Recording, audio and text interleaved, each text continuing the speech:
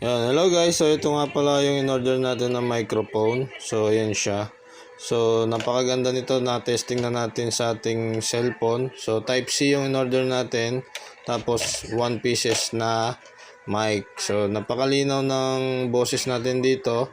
Meron din siyang noise reduction. So hindi maririnig masyado yung ingay sa paligid. So nakapokus talaga siya dun sa boses natin, lalo na pag tayo ay nagbablog. So meron din siyang kasamang cord, ayun o.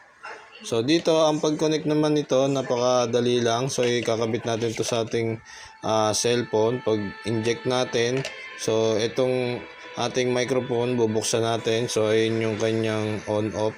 So pagka pindot natin na madiin, magbi-blink-blink siya. Pagka nagbi-blink-blink, kumo-connect na siya. Pagka nag-green na, so connected na siya. So napakabilis ng pag-connect natin sa ating cellphone.